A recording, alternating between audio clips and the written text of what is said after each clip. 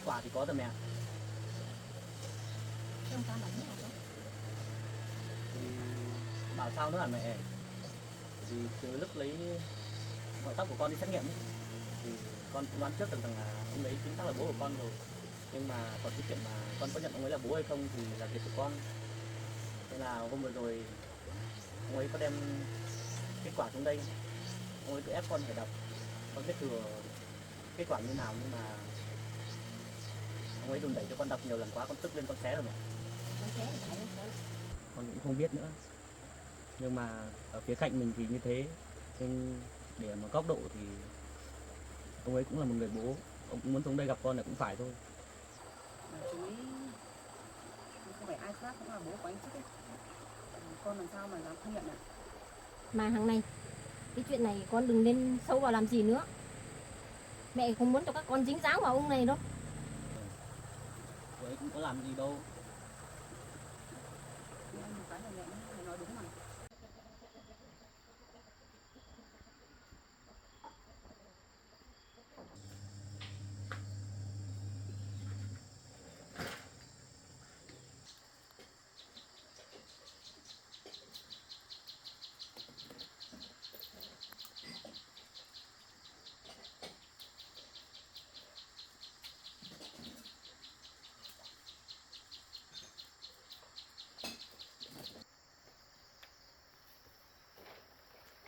Chưa lấy nhiều hơn.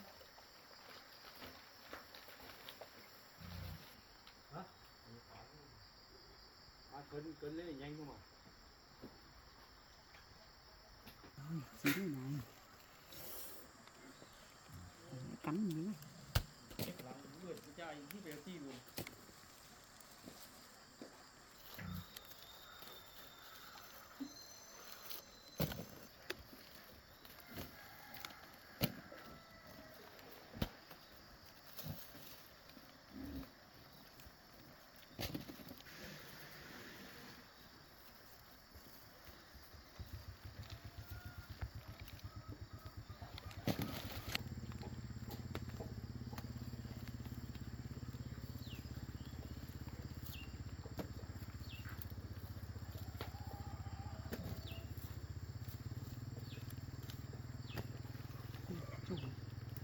Ui rồi ôi. Phải nước miếng. Đồng ươm.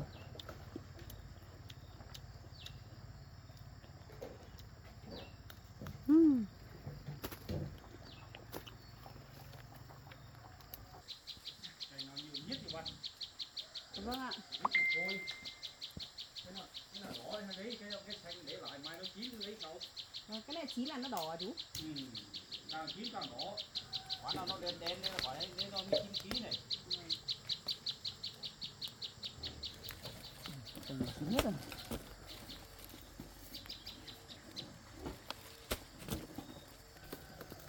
Chín hết rồi, đây là hết. Ui cành này. Ui ôi, mận này là mận cherry à? Những quả cherry luôn.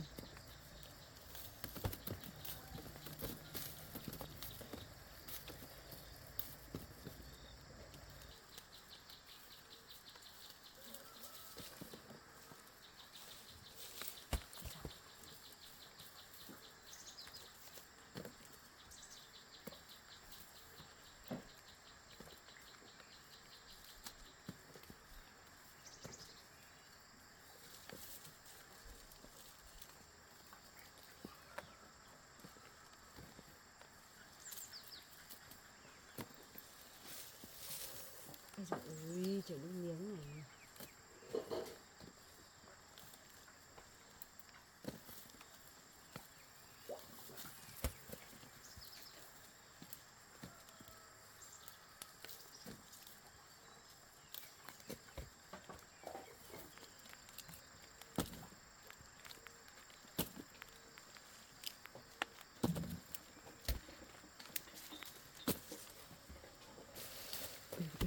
Ui đừng có rụng anh.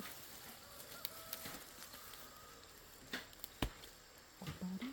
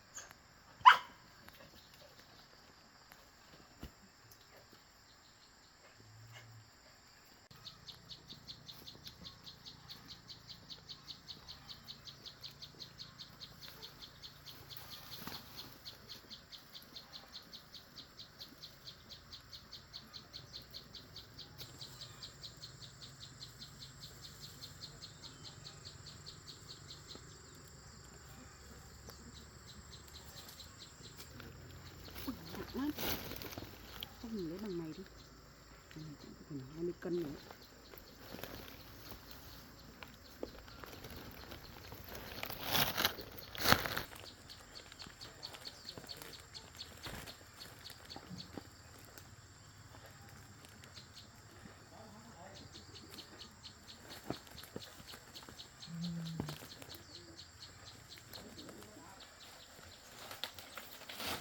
Quả này to thật.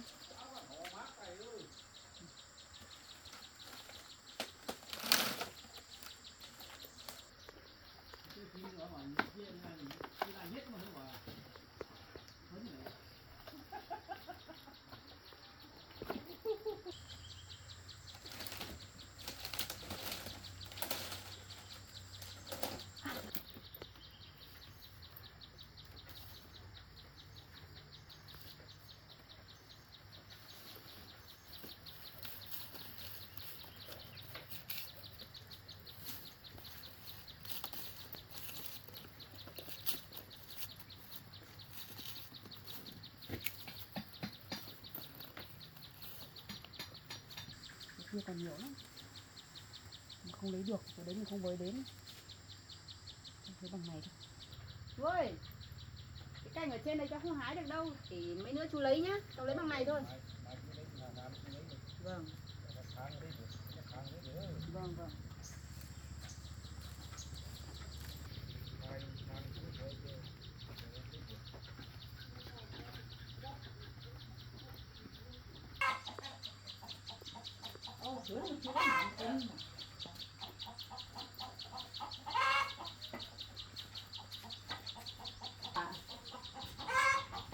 Em ơi, chú cân cả quả giúp chị với.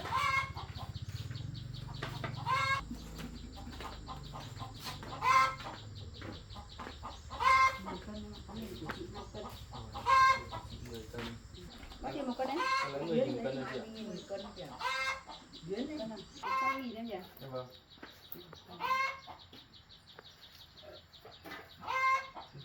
Chị Đi đây. dạ vâng.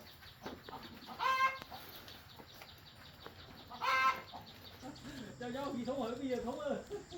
Màn với. Bạn thế nhờ. Thì khi hám bữa thôi nhờ. Biết màn như là con.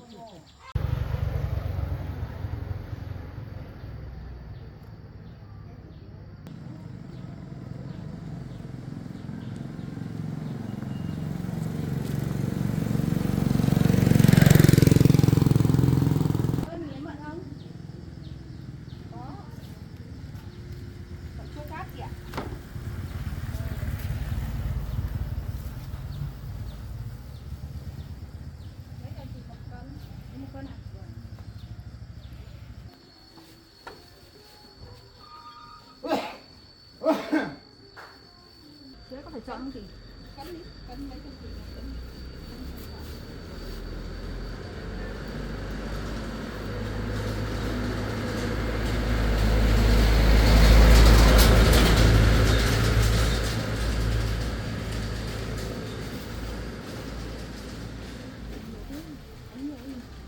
Đây có nhiều lắm chị ạ, hái được.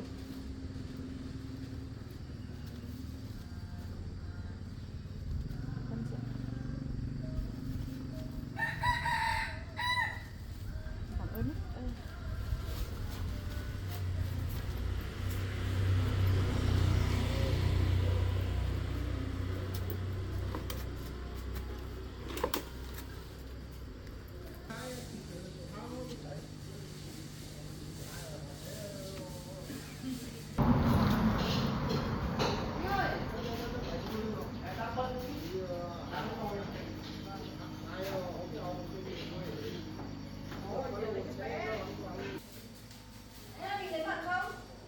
Chị bán mận là gì?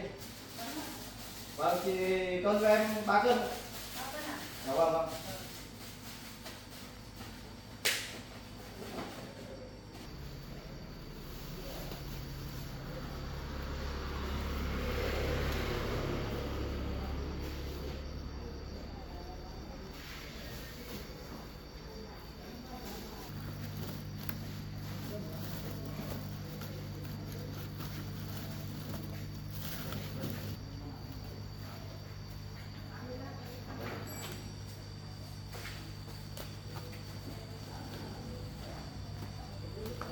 quá nhỉ. Này, Quả nó cứ đều đều này. em nếm thử quả. Ăn đi. Ngon đấy nhỉ. 3 cân. Vâng ạ. Bao tiền em gửi? 3 cân 60.000 này.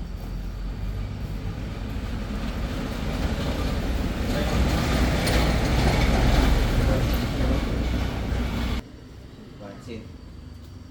Sau chị bán quả có quả gì ngon cứ đem em ấy. Đi đây.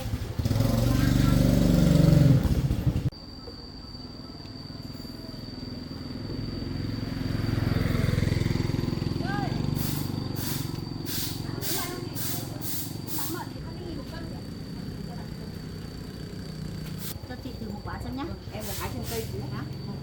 Quả này chị yên tâm đi, không phun thuốc thang gì đâu. Còn đó. Cho chị 2 cân.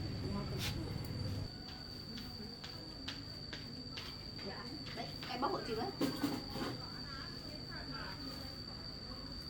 Đây quả nào cũng quả nào cũng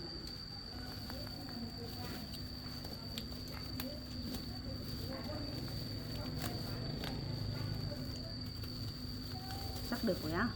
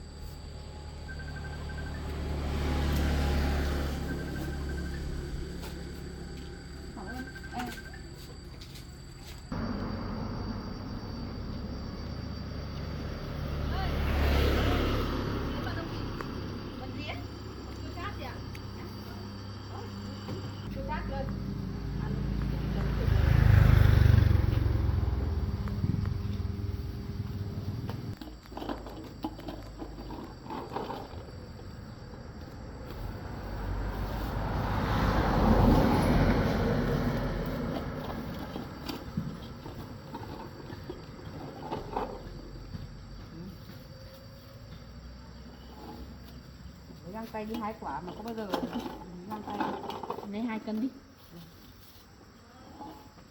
được chứ? Chưa đủ đâu chị ạ.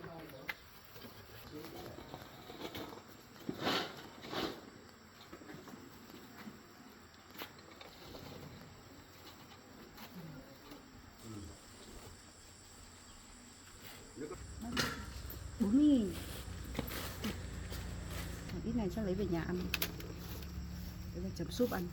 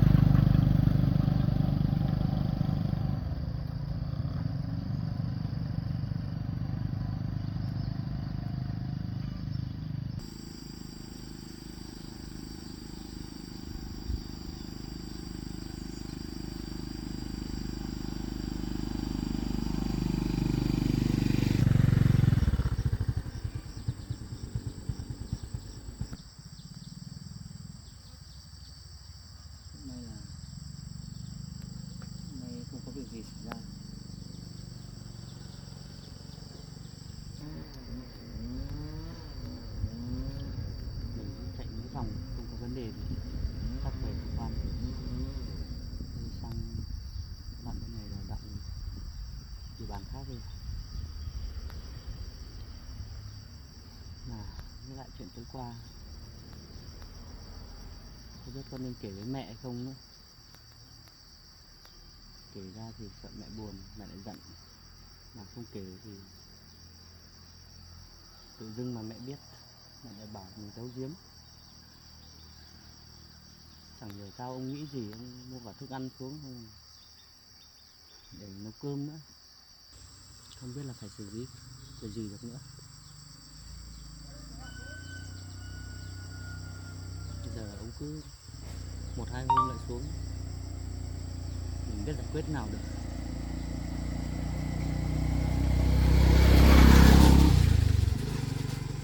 Còn phía mẹ nữa, mẹ cũng đã nói rồi, không đồng ý cho mình nhận ông ấy.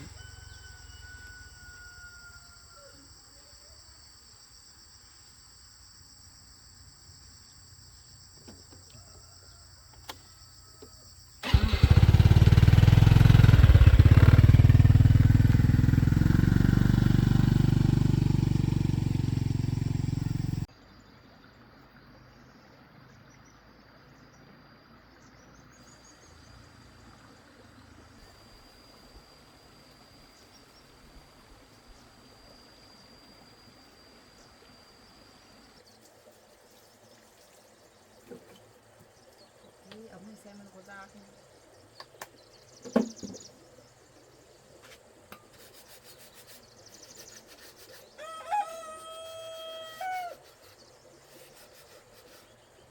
Không ra rồi.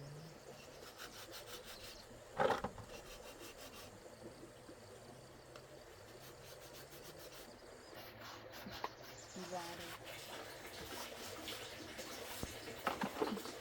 Chỉ ra tắm nước thì sao nhỉ?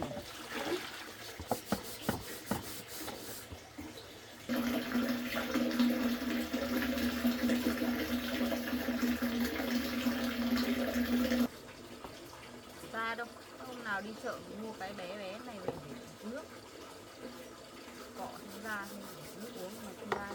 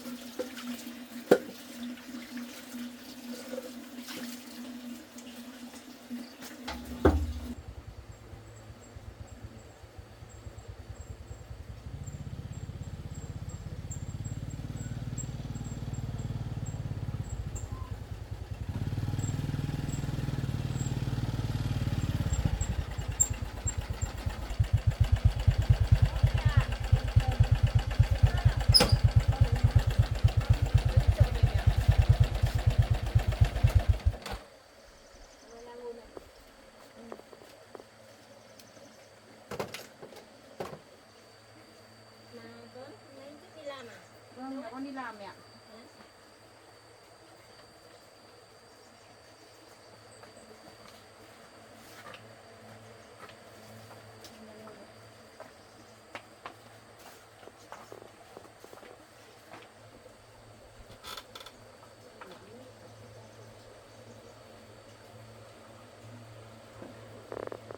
Anh cũng sắp về rồi nhỉ?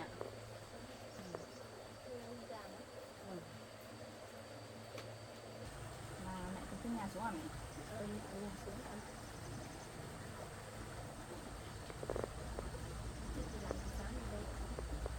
Nhà con đi làm buổi sáng rồi.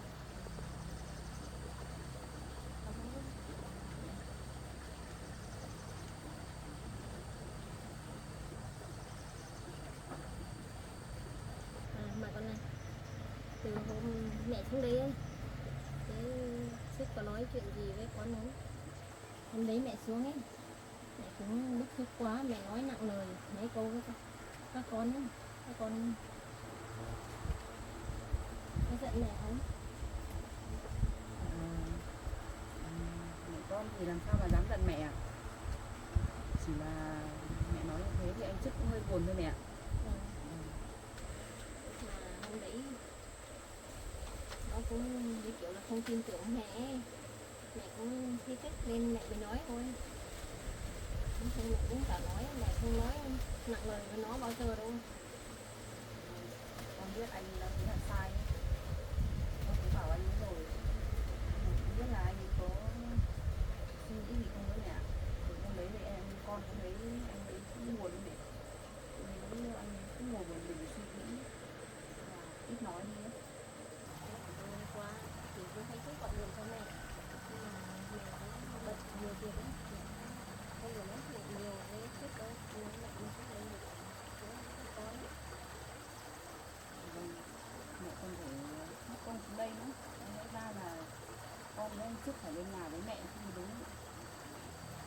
Cho mẹ xuống đây với bọn con cái này thì Mà con này, cái ông Hiền ấy, dạo này còn xuống đây quấy rầy hai đứa không?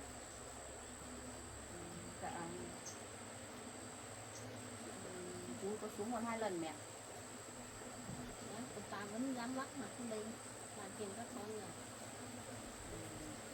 Anh Chức cũng có nói rõ rồi nhưng mà không biết làm sao chú ấy cứ xuống đây mẹ. Thế ông ấy có nói gì đến mẫu xét nghiệm không con? Dạ cái chuyện mẫu xét nghiệm mà mẹ. Ừ. Ông có mang xuống đây nè. Nhưng mà cái chuyện này chắc là để anh Chức nói thì sẽ hợp lý hơn ấy. Mà thái độ của Thích thế nào hả con?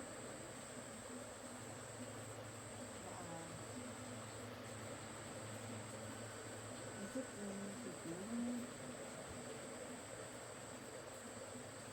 lúc mà ông chui xuống thì anh Chức có nói chuyện với con bình thường ấy. Lúc mà chú Hiền mang cái kết quả xuống đây ấy.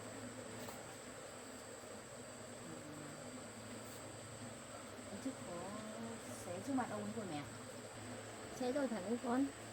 Nó làm thế là đúng đấy con ạ. Vâng. Người ta bảo nhưng mà không liên quan gì đến ông ấy. Trước xé thì phải cho con ạ.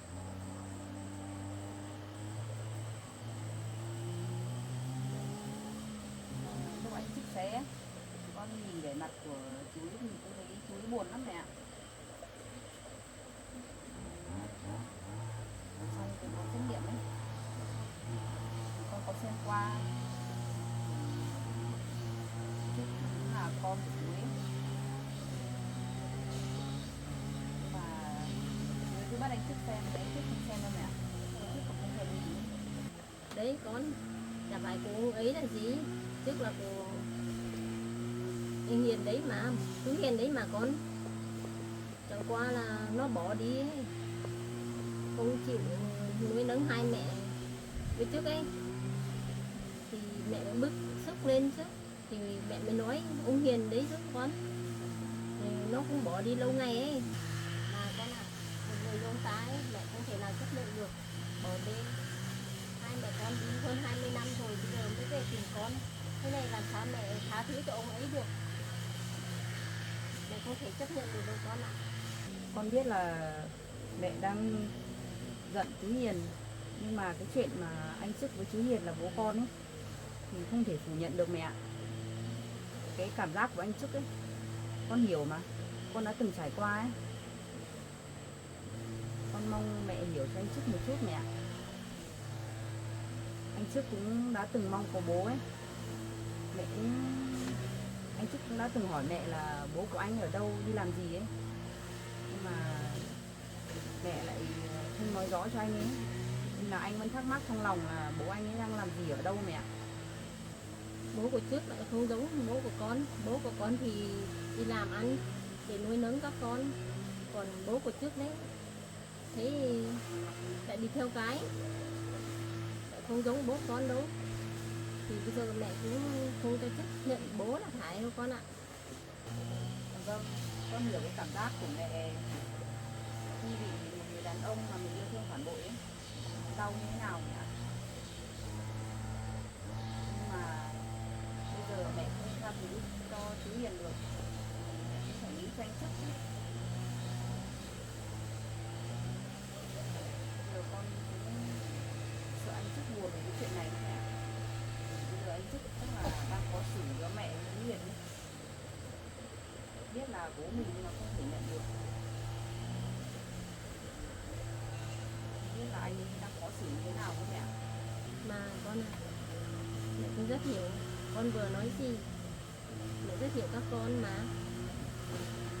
Nhưng mà trước là mẹ không thể chấp nhận được cho ông ta đâu con ạ, làm bố ấy.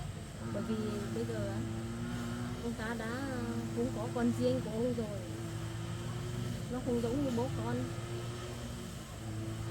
Bây giờ á, mà cho chức nhân ấy thì nó liên đi đến gia đình của ông Hiền ấy, thì mẹ cũng không muốn chính dáng vào, mẹ chỉ muốn gia đình chúng mình thôi con ạ.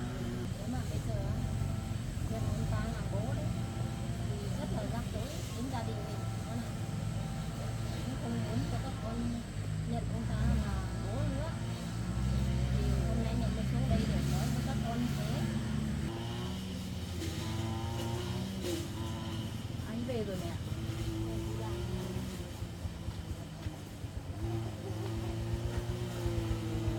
Về rồi. Mẹ Mẹ cũng có Nhưng mà nó cũng không đúng chứ. Nó một lúc rồi.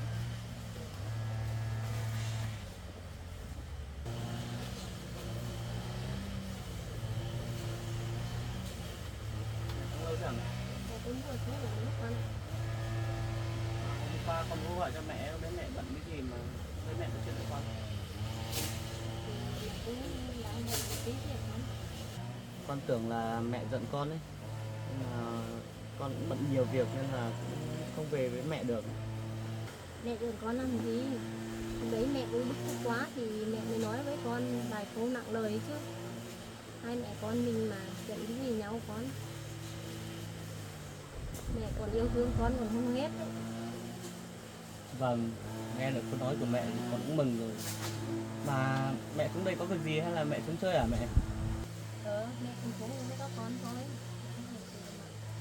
Mà con này hôm đó ấy, con Hiền lấy những cái mẫu xét nghiệm thì có kết quả cho con. Kết quả thì có rồi mẹ.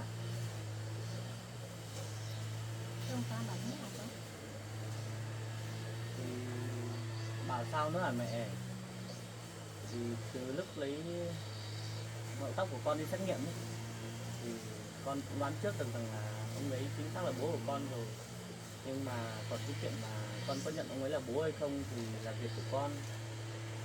Nên là hôm vừa rồi ông ấy có đem kết quả xuống đây, ông ấy cứ ép con phải đọc.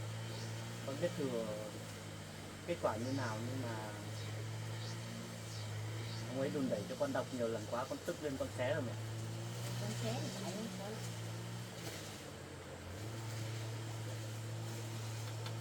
Mẹ cũng biết là con có ấy rồi. Nhưng mà ông bỏ đi nhiều lắm đấy. Con nuôi nấng thì con đâu. Thì mẹ mất không cho con nhận bố. Thì quan điểm của con thì con cũng nói rõ với ông ấy từ đầu rồi mà mẹ. Trước đây mình sống như nào, không có ông ấy thì mình vẫn sống tốt.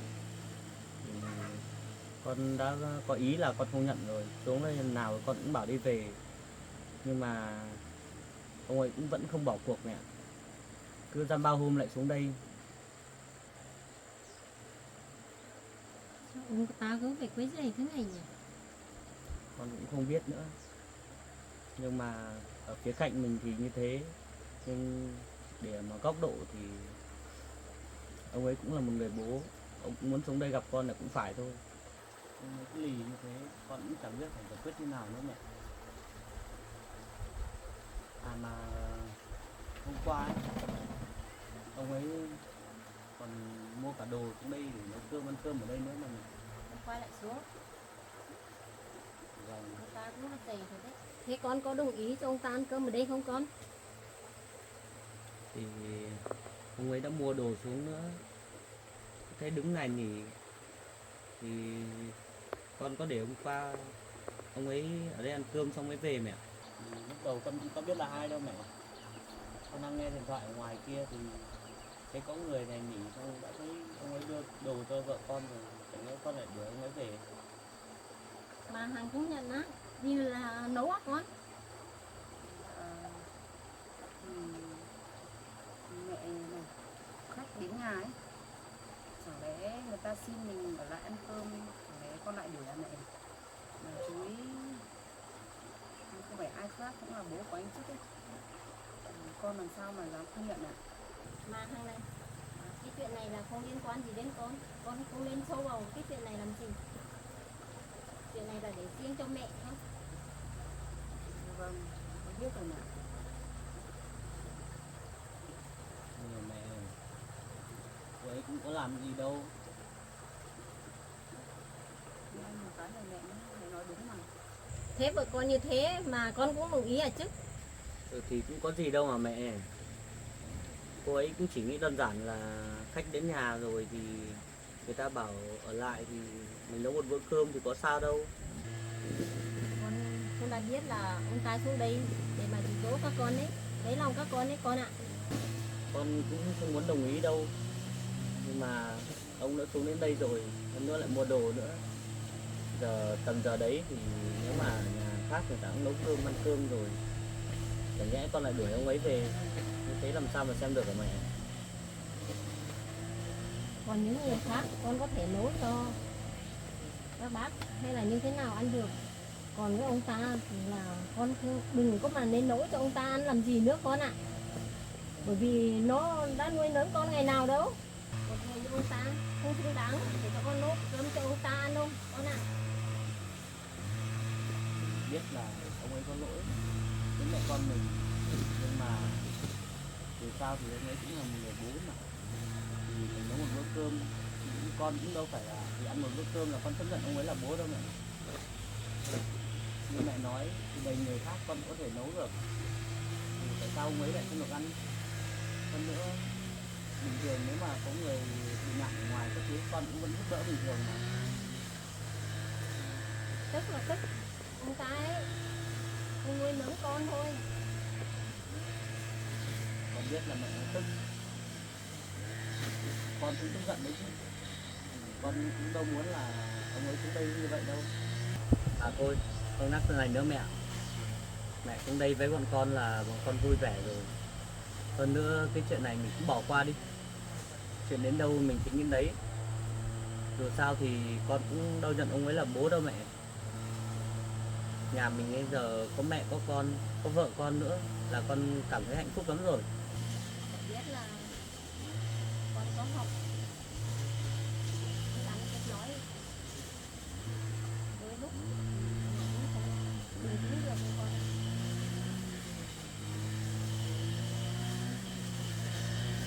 Bây giờ mình cứ sống vui vẻ là cảm thấy nó bình thường, vui vẻ là tốt rồi mẹ. Mẹ cũng đừng có mà tức giận nữa. Bây giờ mình cũng có tuổi rồi, mẹ tức giận nhiều quá rồi đâm ra bây giờ ốm ra thì con biết phải làm sao. Từ nhỏ đến giờ mẹ nuôi nấng con đã vất vả lắm rồi. Thế con nói cho như thế mẹ cũng không tin nghĩ nữa con ạ.